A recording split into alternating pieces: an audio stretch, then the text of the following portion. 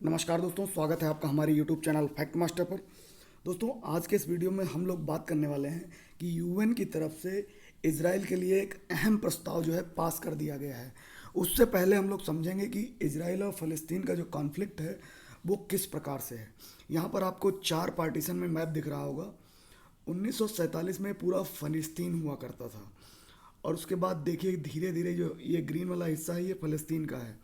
और उसके बाद धीरे धीरे 1947 में जब पार्टीशन हुआ तो यहाँ पर ये हिस्सा सफ़ेद वाला जो है ये इजराइल के पक्ष में चला गया और हरा वाला फ़लस्तीन के पास रहा।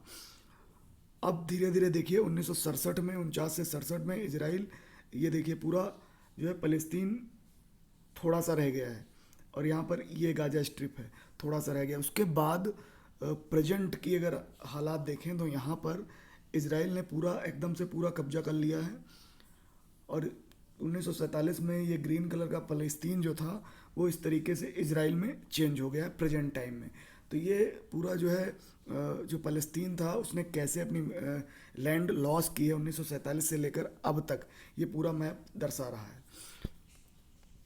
तो दोस्तों, सबसे पहले शॉर्ट में थोड़ा सा हिस्ट्री समझते हैं। हिटलर ने यहूदियों पर बहुत ज़्यादा निर्दयता की थी, आप सभी लोग जानते हैं।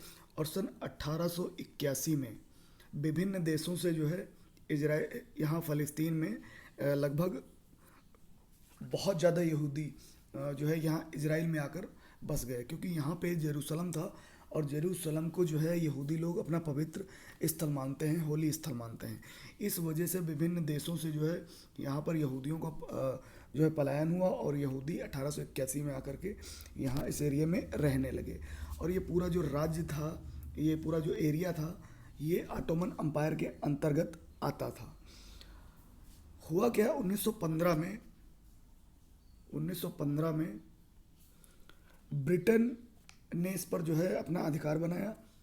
बाल्फोर डिक्लेरेशन में ये कहा कि यहूदियों का एक बाल्फोर डिक्लेरेशन हुआ था, उसमें ब्रिटेन ने ये कहा था कि यहूदियों के लिए एक अलग देश बनेगा।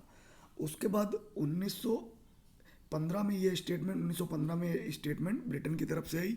उसके बाद 1918 से लगा करके 1945 तक अंडर ब्रिटिश के अंतर्गत ये पूरा एरिया रहा, फ़लस्तीन का एरिया रहा, और इसी में यहूदी लोग रह रहे थे। अब यहाँ पे क्या हुआ, यहाँ पे पूरी तरीके से 1945 में जो अंडर ब्रिटिश था उन्होंने अपना कह दिया कि सबका जो है इजरायलियों के लिए अपना अलग देश बनेगा। तो इसके लिए इजराइल जो यहूदी थे वो अपने अलग देश के लिए लड़ने लगे, और फ़लस्तीनी अपने देश के लिए, जिसमें वो रहते थे वो अपने देश के लिए, वो भी अपने अलग देश की मांग करने लगे। यानी जो इजराइल था और जो फ़लस्तीन था अलग अलग जो है मांग करने लगे। 1947 में हुआ क्या, 1947 में यूएन ने इसको पार्टीशन में डिवाइड कर दिया। इसमें जो है 45% हिस्सा दे दिया किसको, अरब स्टेट को। अरब स्टेट मतलब फ़लस्तीनियों को। और 55% हिस्सा दे दिया जेविस स्टेट को, यानी कि इजराइल को। और जो जेविस स्टेट का 55% हिस्सा था, ये हिस्सा 1948 में जेविस स्टेट का नाम बदल करके यहूदियों ने इजराइल रख लिया। और जो जेरूसलम का हिस्सा था वो जो है यूएनओ ने अपने अंडर ले लिया, क्योंकि जेरूसलम का जो हिस्सा है यहाँ पर, ये आप देख सकते हैं, ये अंडर मतलब जेरूसलम अंडर इंटरनेशनल कंट्रोल के अंदर चला गया, क्योंकि यहाँ पर ये 3 धर्मों के लिए बहुत ज़्यादा महत्वपूर्ण है, यहूदियों के लिए, मुस्लिमों के लिए और ईसाइयों के लिए। इसके बाद हुआ क्या, 1948 में जो है फर्स्ट अरब और इजरायली वार हुआ। तो इजरायली लोग ये समझते थे कि अगर हम हार गए तो हमारा देश नहीं रहेगा और हमारा दुनिया में कहीं भी देश नहीं होगा। लगभग 5 देशों ने जो है इस पे अटैक किया था, और अंततः जो है करो मरो की स्थिति में जीत जो है इजराइल की हुई, और इजराइल ने अपना जो है एरिया बढ़ा लिया। 1949 में एक और जंग हुई। 1949 की जो जंग हुई उसमें जो ये वाला एरिया है, अभी दिखा रहा हूँ मैं आपको। 1949 में जो जंग हुई उसमें ये जो वेस्ट बैंक का एरिया है, यहाँ पर इस एरिया को जो है जॉर्डन ने, ये जॉर्डन पड़ोसी देश था, जॉर्डन ने कब्जा कर लिया। और जो इजिप्ट था, ये इजिप्ट जो था इसने गाजा पट्टी पर अपना अधिकार जमा लिया और लगभग इसमें इस युद्ध में 1949 के युद्ध में 7 लाख फलस्तीनी जो है ये बेघर हो गए थे, शरणार्थी हो गए थे। उसके बाद 1967 में 1967 में फिर से युद्ध होता है, ये दूसरा बार, और इसमें 6 दिन में ही इजराइल जो है सबको हरा देता है और जो ये वेस्ट बैंक का हिस्सा है इसको अपने कब्जे में ले लेता है। साथ ही साथ इजिप्ट का जो ये एरिया है ये भी अपने हिस्से में जो है इजराइल ले लेता है और गाजा भी जो है इजराइल के कब्जे में चला जाता है 1967 के वार में। उसके बाद 1973 में वार हुए, उसके बाद 1974 में एक फ़लस्तीन लिबरेशन जो है ऑर्गेनाइजेशन गठन फ़लस्तीनी ने उसका गठन किया। उसके बाद 1979 में जो है एक फ़लस्तीन और इजराइल के बीच जो है बातचीत हुई, इसमें दोनों देशों के प्रधानमंत्री आपस में मिले और लेकिन जो वहाँ के लोग थे, जो इजराइल के लोग थे और जो फ़लस्तीन के लोग थे, वो बिल्कुल भी नहीं चाहते थे कि ऐसा हो। फ़लस्तीन लोग अपना जो है 45% हिस्सा चाहते थे और इजराइल वाले चाहते थे कि फ़लस्तीनियों को यहाँ से हटा दिया जाए। तो दोनों प्रधानमंत्रियों ने कोशिश की, फ़लस्तीनी और इजरायली प्रधानमंत्रियों ने, लेकिन शांति की कोशिश पूरी तरीके से नाकाम रही। उसके बाद जो पीएलओ था, फ़लस्तीन लिबरेशन जो ऑर्गेनाइजेशन था, उसको 1992 में इजराइल ने भी मान लिया कि हाँ ऐसा ऑर्गेनाइजेशन है, इसको मान्यता दी। और 93 में एक बार फिर से 1993 में एक बार फिर से जो है इजराइल और फ़लस्तीन दोनों पास पास आए, लेकिन वहाँ के जो लोग थे उसमें उन्होंने, जो फ़लस्तीनी लोग थे उन्होंने फ़लस्तीनी प्रधानमंत्री को जो है मार दिया और इजराइल 1995 में जो इजरायली प्रधानमंत्री जो शांति के लिए जो है आगे बढ़ रहे थे उनको भी इजराइल में ही मार दिया गया।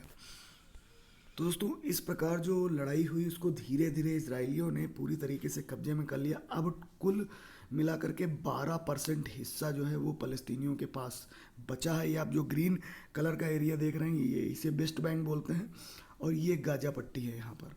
तो इतना एरिया जो है फ़लस्तीनियों के कब्जे में बचा है, बाकी जो एरिया है वो इजराइल के कब्जे में है। और वहीं अगर वेस्ट बैंक की बात करें जो फ़लस्तीनियों के कब्जे में है, तो यहाँ पे जो ग्रीन एरिया आप पूरा देख रहे हैं ये फ़लस्तीनियों के कब्जे में है और इस एरिया के बीच बीच में जो सफ़ेद आप देख रहे हैं, यहाँ पर देखिए जो सफ़ेद आप देख रहे हैं ये एरिया यहाँ पर जो है इजराइल का कब्जा है। तो कहीं ना कहीं फ़लस्तीन के अंदर भी जो है इजरायली लोगों ने कॉलोनी बना के रखी है और वहाँ भी जो है इनका काफ़ी दबदबा है। और यहाँ पर जो है ये साइड में इजिप्ट से लगा हुआ गाजा पट्टी है, ये देख सकते हैं। यहाँ पर हमास नामक जो है संगठन ये कार्य कर रहा है। हमास ने इसको पूरे अपने अंडर में ले रखा है, जिसको अमेरिका ने भी चरमपंथी कट्टरवादी जो है संगठन माना है। और यहाँ पर इजराइल जो है एक ग्रेटर इजराइल बनाना चाहता है। तो यहाँ पे इजराइल का हिस्सा आप देख रहे होंगे, तो इजिप्ट का इतना पूरा हिस्सा मिला करके ये और सऊदी अरब का इतना हिस्सा मिला करके फिर जो है इराक और सीरिया, लेबनान, ये सब अपने अंडर में इजराइल लेना चाहता है। इजराइल एक ग्रेटर इजराइल बनाना चाहता है। तो दोस्तों गाजा स्ट्रिप से जो है रॉकेट दागे गए थे बराबर इजराइल पर। इजराइल ने उसका मुंहतोड़ जवाब दिया क्योंकि इजराइल के पास आयरन डोम है। आयरन डोम क्या होता है कि जो भी रॉकेट इजराइल पर दागे जाते हैं उनको जो है वो हवा में ही भेज देता है, हवा में ही मार देता है। यहाँ पर आप देख सकते हैं कि यहाँ पे अगर किसी ने रॉकेट दागा तो ये पूरा इजराइल है, इजराइल के ऊपर पूरी सुरक्षा कवच है। यहाँ पे इन्होंने लगा रखा ये आयरन डोम, ये जो है यहाँ पे देखिए इस तरीके से इन्होंने पूरा लगा रखा। ये डिटेक्टर है, ये ऑटोमेटिक रॉकेट को डिटेक्ट करते हैं और यहाँ से जो है रॉकेट जा करके हवा में ही रॉकेट को समाप्त कर देता है। यानी कि हमास ने यहाँ पे बहुत ज़्यादा रॉकेट दागे, लेकिन जो इजराइल के पास आयरन डोम था उसने जो है ऑटोमेटिक डिटेक्ट किया और इधर से जा करके जो है रॉकेट गए और पूरी तरीके से हमास के रॉकेट को जो है ध्वस्त कर दिया, जिससे इजराइल को बहुत ज़्यादा नुकसान नहीं हुआ। हाँ ये है पूरी, इसको आप 90% एक्यूरेट मान सकते हैं कि नहीं, जितने भी रॉकेट दागे जाएंगे उनमें 90% जो है इजराइल पे नहीं गिरेंगे। हाँ कहीं 1-2 रॉकेट गिर गए तो उसमें हल्का फुल्का नुकसान हो जाएगा। तो इस वजह से इजराइल में लगभग 12 लोगों की ही मौत हुई, जबकि फ़लस्तीन में 248 लोगों की मौत हुई है गाजा पट्टी में। तो ये है आयरन डोम। दोस्तों यूएन में जो एक संस्था है यूएन की UNHRC यानी कि संयुक्त राष्ट्र की जो शीर्ष संस्था मानवाधिकार संस्था है, उसने जो है एक प्रस्ताव पास किया है।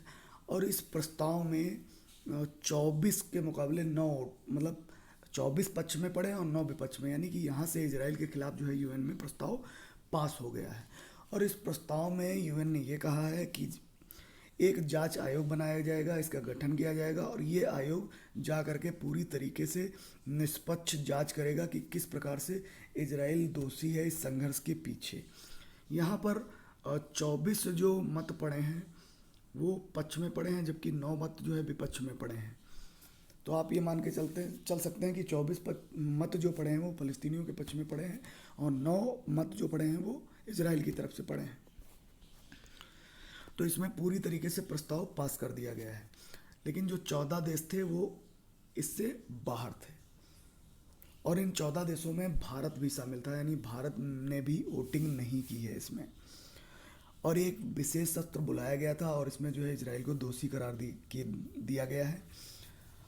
और जो OIC था यानी कि ऑर्गेनाइजेशन ऑफ इस्लामिक कॉरपोरेशन, उसने पूरी तरीके से एकजुटता दिखाई है और पूरी तरीके से जो है फ़लस्तीनियों के पक्ष में, संयुक्त राष्ट्र के पक्ष में, जो भी UNHRC की तरफ से जो सत्र बुलाया गया था उसमें इनके पक्ष में वोटिंग करी है। अब अगर बात करें लड़ाई की तो 11 दिनों तक ये युद्ध चला है और 11 दिन में जो है लगभग 248 लोगों की मौत हुई है गाजा में, जिसमें 66 बच्चे 39 महिलाएं हैं, और इजराइल में केवल 12 लोगों की मौत हुई है। इजराइल के जो PM हैं बेंजामिन नेतन्याहू, उन्होंने कहा है कि ये पूरी तरीके से गलत फैसला है और शर्मनाक फैसला है। फिलहाल जो USA है उसने जो है पहले ही हमास के खिलाफ निंदा प्रस्ताव यूएन में लाया गया था, लेकिन उसको खारिज कर दिया गया। ये अमेरिका की तरफ से लाया गया था। अमेरिका जो है पूरी तरीके से हमास को एक चरमपंथी संगठन मानता है, लेकिन अमेरिका का रुख ये रहा है कि अमेरिका ने यहाँ पर संघर्ष विराम की अपील की है, लेकिन उसने जो है इनडायरेक्टली रूप से जो है इजराइल का समर्थन भी किया है। अब अगर बात करें कि इजराइल के साथ कौन से देश हैं, तो आप देख सकते हैं इजराइल के साथ अमेरिका, ब्रिटेन में तो जो है ब्रिटेन में जो दूतावास था उसके बाहर जो है फ़लस्तीनियों ने जो है काफ़ी तरीके से जो है वहाँ पर प्रदर्शन किए थे। इसके अलावा France, Germany, Australia, Italy, Slovakia, Ukraine, ये सब इजराइल के पक्ष में हैं और इन्होंने इजराइल को साथ देने के लिए जो है पूरी तरीके से अपनी हामी भरी है।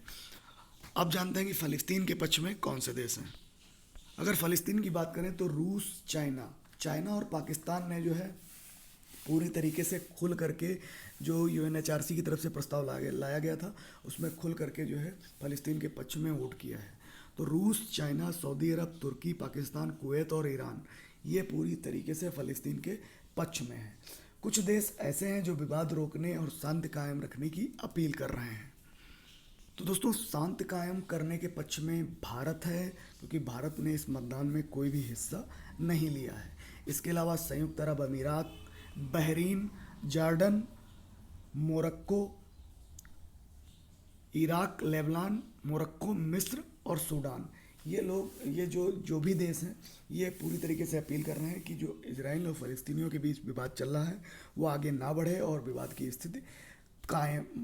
स्थिति जो है ख़त्म हो और शांति की स्थिति बहाल हो।